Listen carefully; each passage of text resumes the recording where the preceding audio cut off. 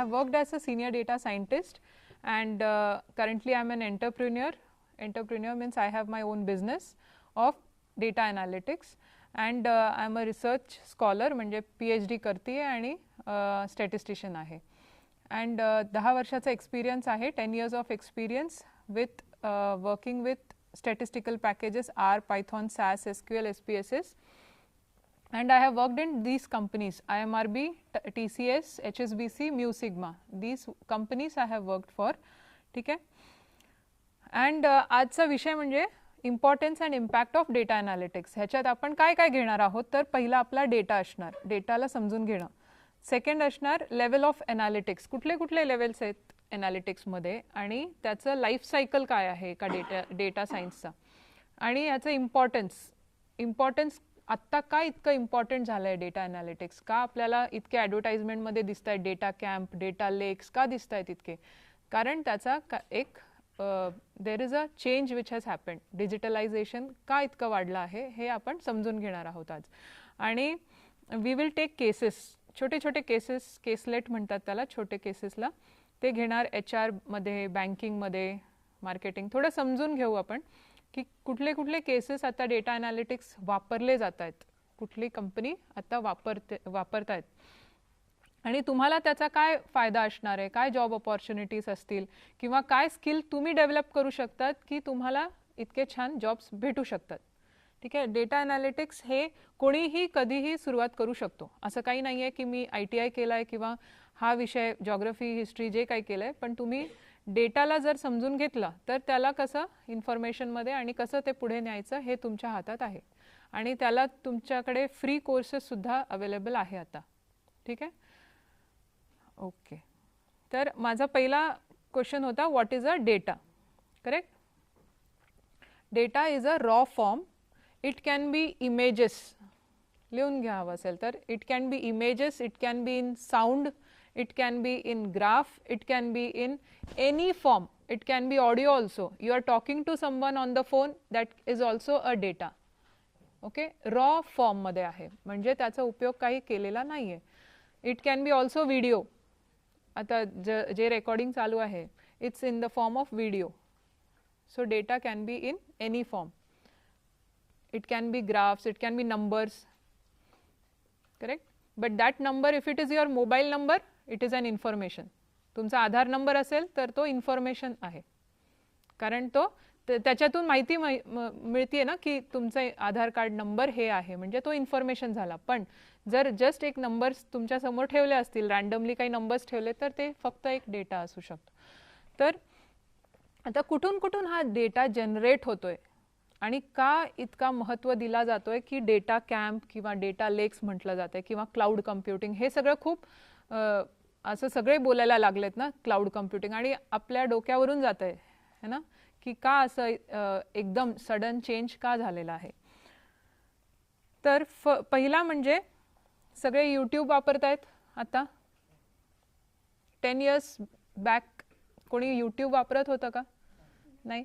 एक TV box असायचा, जे काही कार्यक्रम चालू आहे सगळे एकत्र बसून बघून ते संपलं की TV ऑफ. पण आता काय झालंय की तुम्ही यूट्यूब, कुठलाही काही डाऊट असेल लगेच यूट्यूबमध्ये टाकणार, सर्च करणार, बरोबर. तर तुम्ही पण डेटा जनरेट करतायत. जेव्हा तुम्ही सर्च करतायत एका पर्टिक्युलर कीवर्ड टाकून, कुठेतरी ते स्टोअर होतंय बरं का. तुम्ही जे काही इन्फॉर्मेशन सर्च करत असाल ते स्टोअर होतोय. सो आता यूट्यूबची कंपनी असेल, ते बघतायत की हा युजरने एका दिवशी इतके सगळं सर्चेस केलेले आहेत. ठीक आहे. आता ते त्या डेटाचं काय करणार, ते इन्फॉर्मेशनमध्ये कन्वर्ट करू शकतात, कारण त्यांना त्यांचा बिझनेस ग्रो करायचा आहे. कुठलाही बिझनेस, प्रायव्हेट बिझनेस, ते प्रॉफिटवरती रन होतो. ठीक आहे. आता कुठे कुठे जनरेट होत आहेत बघा. यूट्यूब असेल, व्हॉट्सॲप, तुम्ही व्हॉट्सॲप मेसेजेस टाकतायत, तो पण एक डेटा. त्याच्यानंतर तुम्ही सर्टिफिकेट्स पास ऑन करतात ना व्हॉट्सॲपमध्ये, किंवा ईमेल सेंड करतात, हे सगळं झालं internet data. The data which is getting generated in the internet. ह्याच्यासाठी सगळ्यांसाठी इंटरनेट लागतो ना, ईमेल, व्हॉट्सॲप म्हणा किंवा यूट्यूब म्हणा, है ना. सगळ्यांसाठी इंटरनेट लागतो. तर internet estimated amount of data created on internet in 1 minute, हे इतकं सगळं आहे बघा. आता 2019 मध्ये एका मिनिटात किती काय काय डेटा जनरेट होत होते नेटफ्लिक्समध्ये किंवा यूट्यूबमध्ये, इंस्टाग्राममध्ये, स्काईपमध्ये. कारण यूज करणारे प्रचंड मोठी संख्या आहे ना हे यूज करणारे. तर आता ह्याचा काय यूज करू शकतो, म्हणजे how can we convert this data into useful information. पण पहिलं आपल्याला डोक्यात काय येतं, इन्फॉर्मेशन पहिला येतो है ना, डेटा येत नाही. पण डेटा हा सर्वात रॉ फॉर्ममध्ये असतो. ठीक आहे. आता तुम्हाला खाली ते लिंक दिसतंय का, वी फोरम. हां, how much data is generated each day, असं फक्त तुम्ही गुगलमध्ये टाकून बघा, how much data is getting generated in each day. थोडंसं वाचा त्याच्याबद्दल, म्हणजे तुम्हाला कळेल की हे सगळं स्टोअर, म्हणजे how are they taking the data. आता हे सगळं कुठे स्टोअर होतं आहे, कोण सांगणार मला. हा जो डेटा तुम्ही जे मेसेजेस करतायत, मेल करतायत, कुठे स्टोअर होत आहे, सर्व्हर, क्लाउड, राईट. हां, तर काय होतं आहे, डेटा एक्सप्लोड होतो आहे, म्हणजे खूप डेटा जनरेट होतो आहे. And because of this digitalisation एक सडन चेंज झाली आहे. तुमचे सेशन्स पण ऑनलाईन चालू होते, सगळं जे काही चालू होतं ते डिजिटल चालू होतं, राईट. आणि म्हणून data is getting exploded. Exploded म्हणजेच खूप डेटा जनरेट होत जातो आहे. आता ह्याचा जर आपण एक कंपनीने जर त्याची वापर करण्यात सुरुवात केली तर किती प्रॉफिट जनरेट होऊ शकतो हे आपण बघणार पुढच्या स्लाइड्समध्ये. ठीक आहे. त्याच्यासाठी एक मी क्विक तुम्हाला एक व्हिडिओ दाखवते आहे आणि मी तुम्हाला समजून पण देईन ते. एक दिसतंय ना.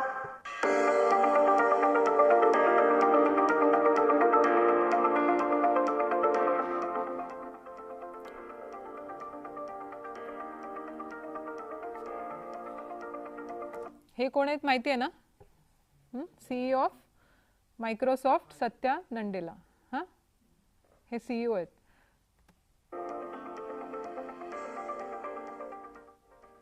But the thing that I perhaps want to talk most about today is data. The key challenge or the key opportunity for any organization is to be able to convert data into intelligent action. In fact, the core intellectual property of any business going forward, the core currency of any business going forward, is their data. And the way to take advantage of it, of course, is to convert it into intelligence and, more importantly, intelligent action. And to do that, you have to walk through a series of stages. In fact, there are multiple questions that need to be asked and answered. You want to be able to find out what just happened, why it happened. You want to be able to predict things that may happen. And you want to get to automatically doing things because of your predictions.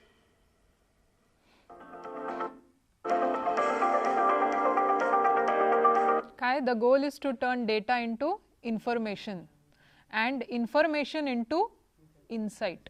Insight कधी generate होतो, जेव्हा त्याचा काही उपयोग करण्यात आला तेव्हा त्याला इन्साइट म्हणू शकतो. तोपर्यंत तो फक्त इन्फॉर्मेशन आहे which is not been got into some transform. अजून त्याला इन्फॉर्मेशनला सुद्धा ट्रान्सफॉर्म करू शकतो आणि तेव्हा तो इन्साइट म्हणजे त्याचा काही उपयोग करून आपण काही बदल घडू शकतो, तर म्हणजे चेंज घडू शकलं तर मग त्याला इन्साइट म्हणू शकतो. ओके. काय, data is becoming the new raw material of business. आता जिओने जसं ऑइल सांगितलं होतं, डेटा इज ऑइल, आणि रिलायन्सने जसं त्यांनी यूज केला डेटाला आपला आधी फ्रीमध्ये फोन हे सिम कार्ड्स देऊन, जसं त्यांनी आपला इन्फॉर्मेशन पूर्ण they took the information, right. So data is becoming the new raw material, ठीक आहे, ऑफ बिझनेस.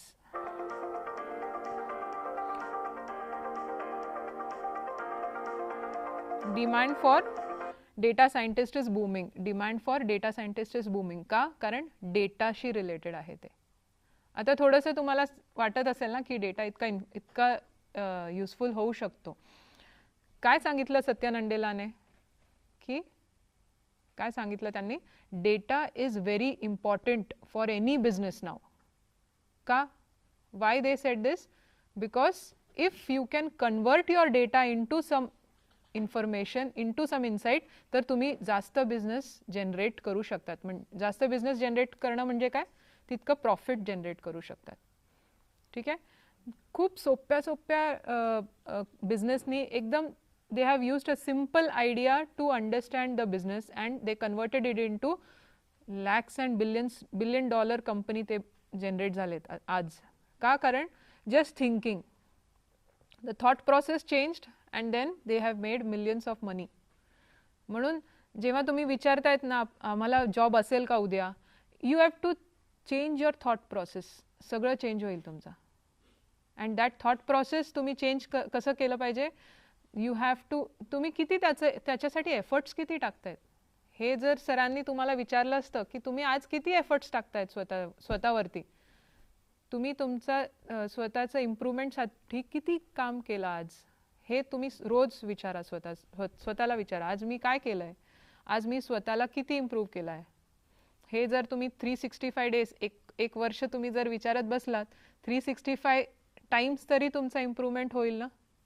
एका दिवशी एकच, तर 365 डेजमध्ये 365 टाइम्स तुमचा इम्प्रूव्हमेंट होऊ शकतो. कधी विचार केला याच्यावरती? नाही ना. आजपासून सुरुवात करूयात. हां, ओके.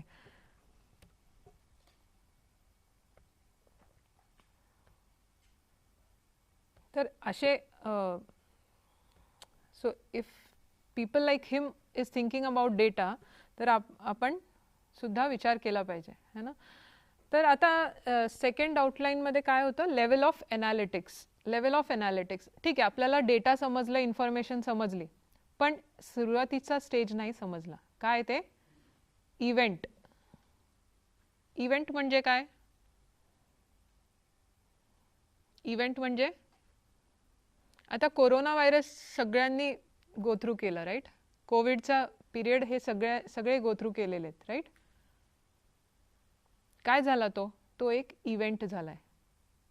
पण त्या इव्हेंटमुळे किती काय काय बदल झाली आहे.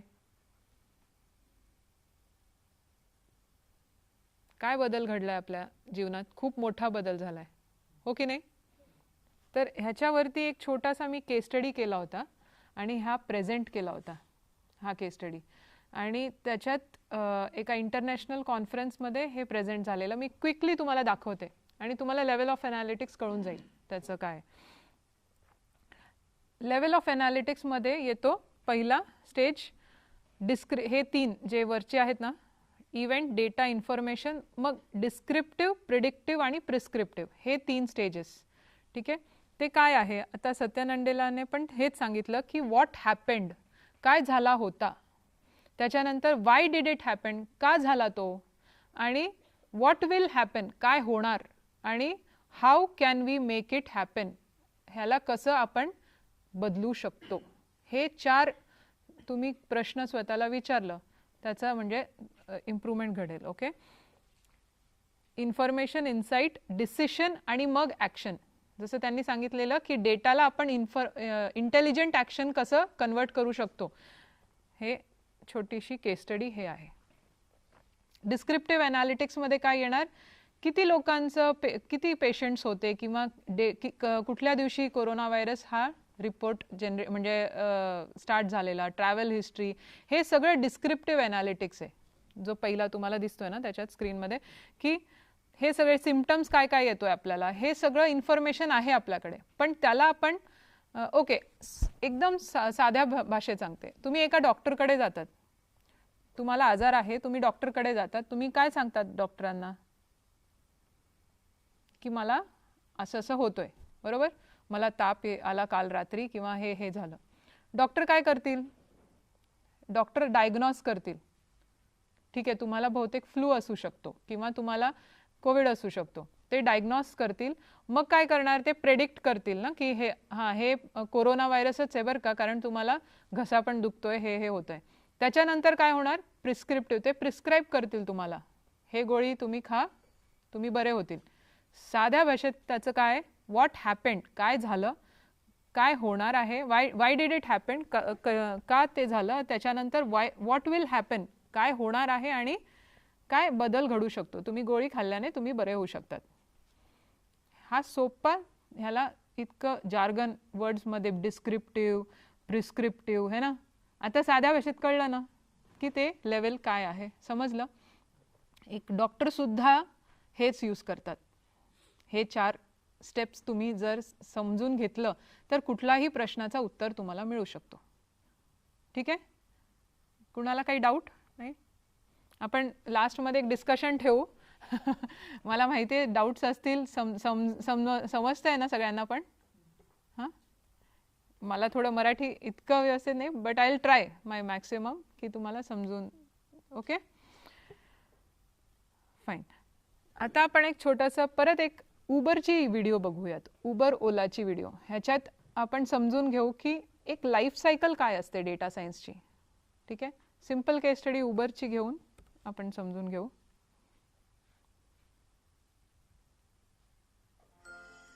एक second. Make everyone's life the IoT devices by generating immeasurable amount of data. Consider the cab service provider Uber. I'm sure all of you have used Uber. What do you think makes Uber a multi-billion-dollar worth company? Is it their availability of cabs or is it their service? Well, the answer is data. Data makes them very rich. But wait, is data enough to grow a business? Of course it isn't. You must know how to use the data to draw useful insights and solve problems. This is where data science comes in. In simple words, data science is the process of using data to find solutions or to predict outcomes for a problem statement. To better understand data science, let's see how it affects our day-to-day activities. It's a Monday morning and I have to get to office before my meeting starts.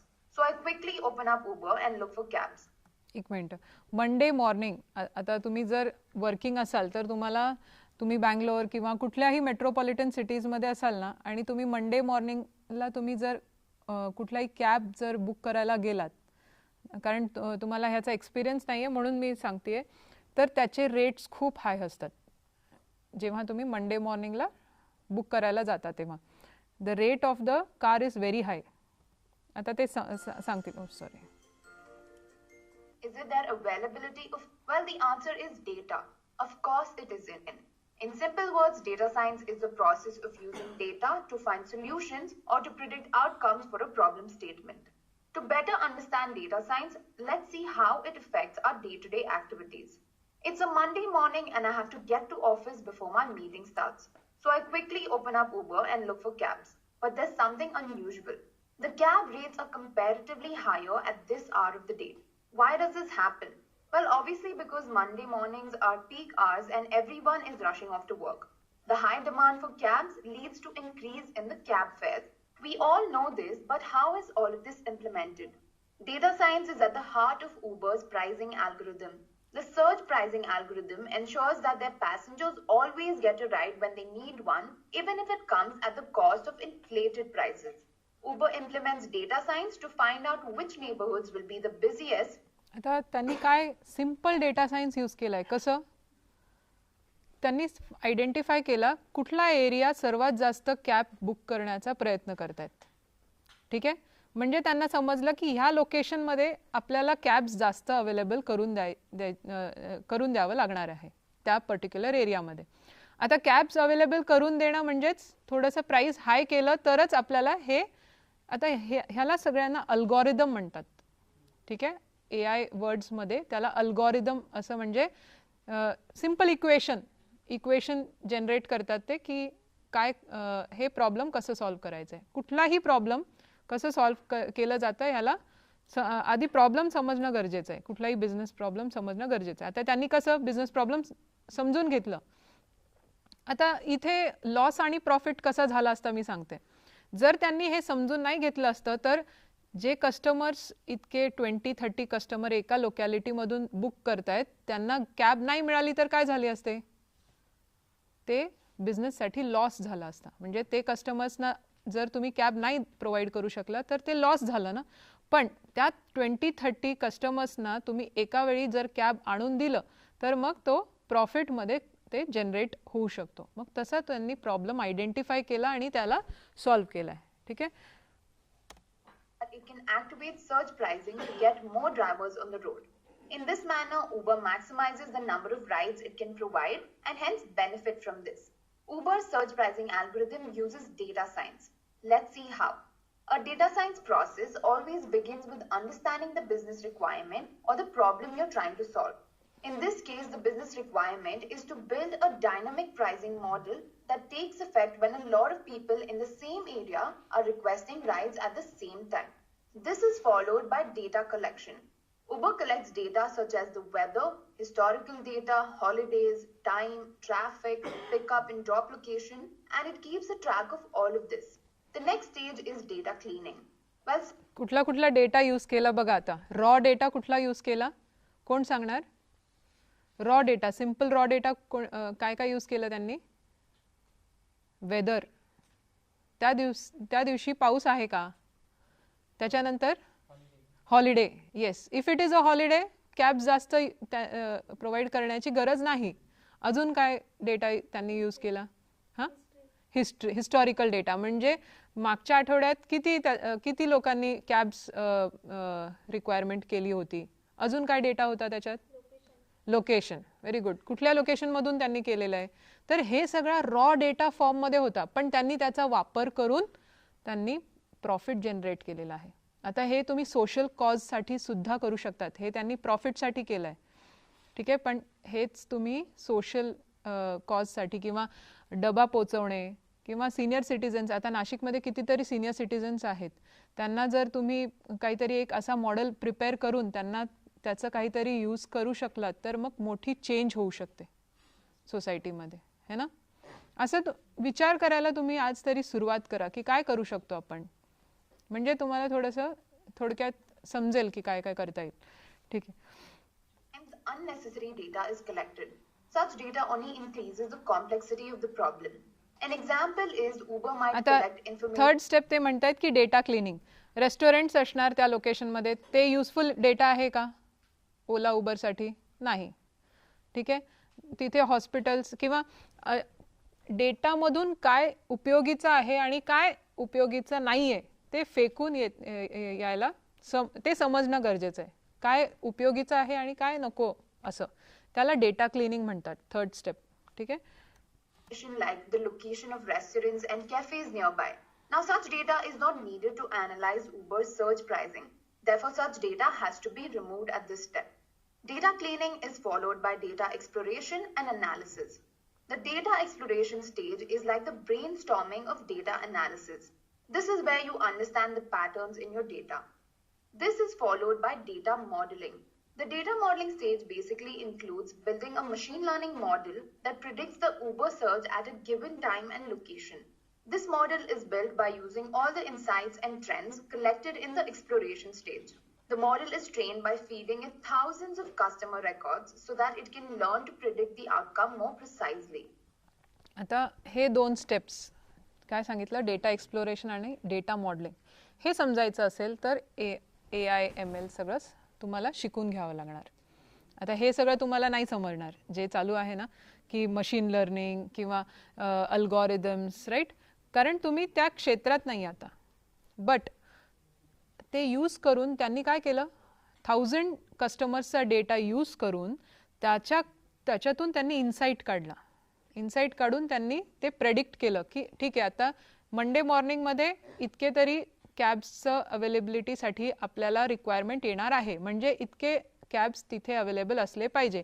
हे सगळं जे आहे ह्याचा जो calculation आहे हे ओला उबरनी केला आणि म्हणून त्यांनी इतकं प्रॉफिट जनरेट केलेलं आहे. समजलं? आत्ता समजलं का डेटा ॲनालिटिक्स का इतका युजफुल आहे? हो, येस. त्याचा यूज किती पुढेपर्यंत यूज केलेला आहे हे तुम्हाला अजून समजेल.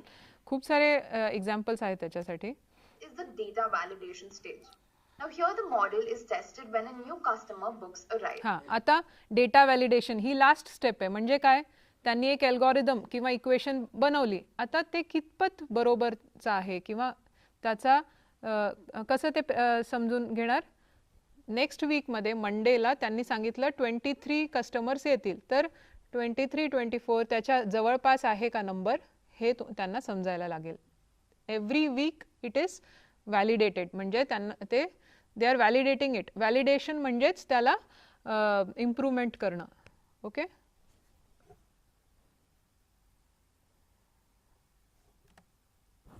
Is compared with the historic data in order to check if there are any anomalies in the search prices or any false predictions. If any such anomalies are detected, a notification is immediately sent to the data scientists at Uber who fix the issue. This is how Uber predicts the search price for a given location and time. The final stage of data science is deployment and optimization. So after testing the model and improving its efficiency, it is deployed on all the users. Deployed म्हणजेच त्याचं application implement करणं. ठीक आहे. Implement म्हणजे use करणं. समजलं का उबरने कसं केलं आता? समजलंय? चेहऱ्यावरती एक हसू आहे. काहीतरी नवीन नवीन समजलंय ना आज, की त्यांनी कसं सिम्पल रॉ डेटामधून कुठपर्यंत पोचवलं त्याला, है ना. हे असं करता येतं. आता तर हे त्याची लाईफ सायकल, डेटा सायन्सची लाईफ सायकल. पहिलं बिझनेस प्रॉब्लेम अंडरस्टँड करणं, त्याच्यानंतर डेटा मायनिंग किंवा त्याचं डेटा गॅदर करणं किंवा कलेक्ट करणं. ठीक आहे. आणि त्याच्यातून कुठला डेटा चांगला आहे किंवा उपयोगीचा आहे ते बाजूला ठेवणं आणि जे नको आहे ते क्लीन करणं, त्याला डेटा क्लिनिंग म्हणतात. मग डेटा एक्सप्लोरेशन, त्याच्यात काय काय एक्सप्लोर करणंच म्हणजे ते समजून घेणं की डेटा काय आहे, कसं आहे. आणि मग स्टेज येतो मॉडेलिंगचा. मॉडेलिंग म्हणजे इक्वेशन बनवणं. तो इक्वेशन मग यूज करणं आणि मग डेटा व्हॅलिडेट म्हणजे बघायचं आपण की त्या इक्वेशनमध्ये किती फिट होतोय किंवा किती चेंजेस होत आहेत. असं ते तुम्हाला आत्ता नाही समजणार, ते डेटा ॲनालिटिक्स समजून घेतल्यानंतर समजेल. ठीक आहे. ओके. होप तुम्हाला थोडं तरी समजलं ना त्याच्यातला पार्ट. ओके. आता पुढे जाऊयात. मी HSBCमध्ये काय जॉब केलेला आणि काय एक्सपिरियन्स त्याच्यातून मी तुम्हाला सांगू शकते हे ट्राय करते. ठीक आहे. मी वर्क केलेला HR ॲनालिटिक्समध्ये.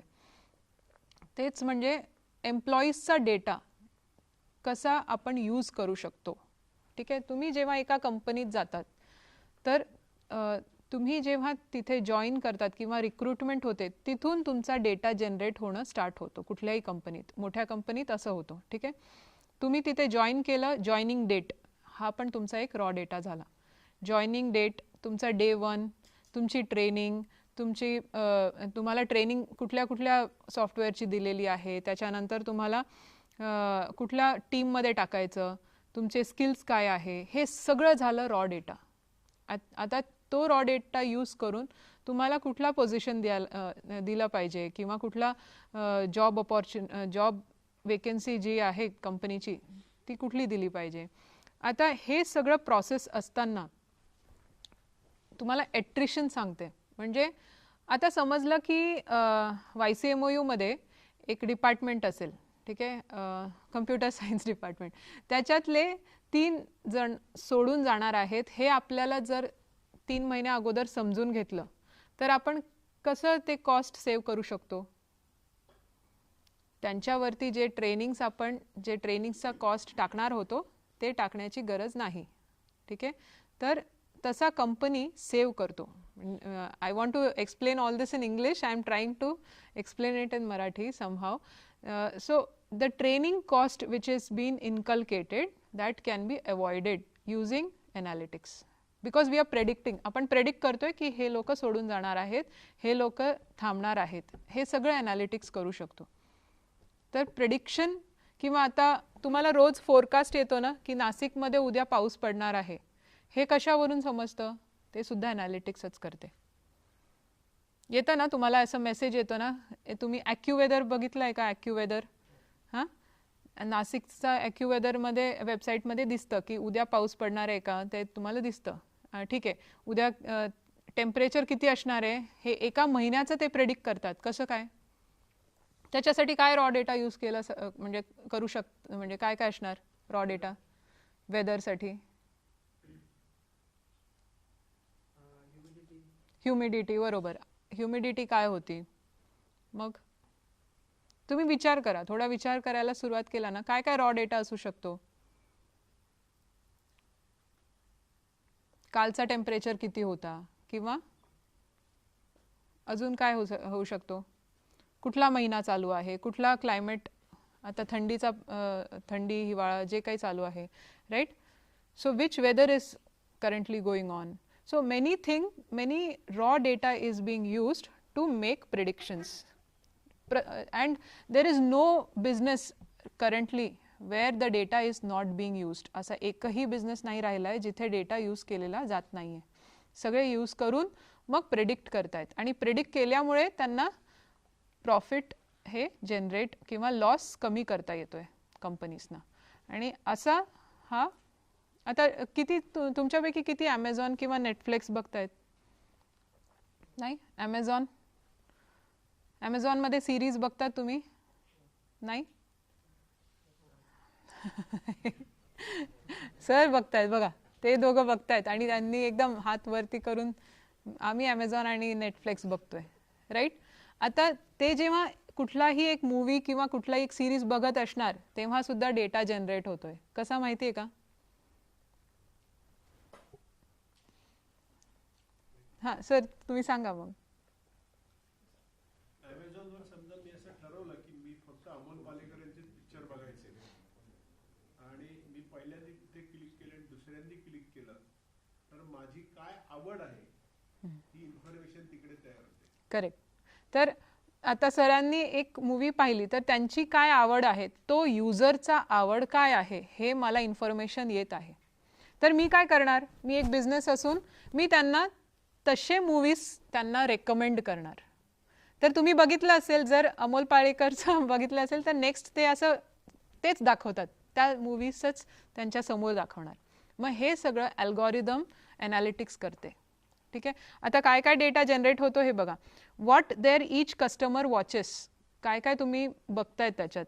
मग किती टाइम स्पेंड करतायत एका मूवी बघण्यासाठी. जर तुम्ही मध्येच बंद केलं तर ते सुद्धा त्यांना इन्फॉर्मेशन जातो की ह्यांनी पूर्ण मूवी वॉच नाही केली आहे. ठीक आहे. त्याच्यानंतर कुठला कंटेंट बघतायत. काही लोकांना क्रिकेट आवडत असेल, किंवा काही लोकांना सिरीज नॅशनल जॉग्राफिक आवडत असेल, किंवा what time you watch the content, कुठल्या वेळी. म्हणजेच त्यांना कळतंय की तुमचा तो वेळ रिकामा वेळ आहे. ठीक आहे. आणि बाकीचा वेळ तुमचा तो वर्किंग आवर्स असेल असं. And how many times you pause the content, which content you fast forward. काही काही मूवीज तुम्ही फास्ट फॉरवर्ड करून बघतात ना, अरे हे माहिती आहे स्टोरी, चल फास्ट फॉरवर्ड करू. म्हणजेच त्याला content that is not been liked by the user. तर हे सगळं इन्फॉर्मेशन ते नेटफ्लिक्सवाले घेत आहेत जेव्हा एक मूवी तुम्ही बघतायत. पण तुम्हाला कळत नसेल की हे सगळं इन्फॉर्मेशन तिथे जात आहे. But they know these informations and they are using that information to make some informed decision. Informed decisions करण्यासाठी हे यूज केलेलं जात आहे आता. ठीक आहे. आता पुढचा जो हे so I'll stop over here, and sir will be continuing with the further part. Okay. Yeah. So हाँ एक समरी है ना. येस. आउटलाइन मध्ये फर्स्ट स्लाइड घेऊ का? अच्छा ठीक आहे. ठीक आहे. Okay. So what did we see today? That is, what is a data? Okay. What is a data and how data can be converted to information, and how information gets converted into insight. And for that we saw some case study, COVID case study. Okay. In COVID case study we saw what is level of analytics. In level of analytics, like how the event is getting converted to data, data is getting converted to information, information gets converted to descriptive, diagnostic, predictive and prescriptive. These are the levels of analytics. And what is the life cycle of data science? So we saw how the data has to be cleaned, how it has to be gathered, and how the data can be converted into informed decision making for any business oriented sectors, right. And in that we saw what is an HR department doing, how it has been evolved. So, HR is also using employees data to make predictions. And then we also saw a small entertainment industry of Netflix OTT platform, where we saw that how Netflix is also using your data. So, basically data science is nothing but first we have to get the data and then use that data for profit making or profit generating machine. So, that is why algorithm, AI, artificial intelligence, machine learning, many things will come up, but the base is data. Okay.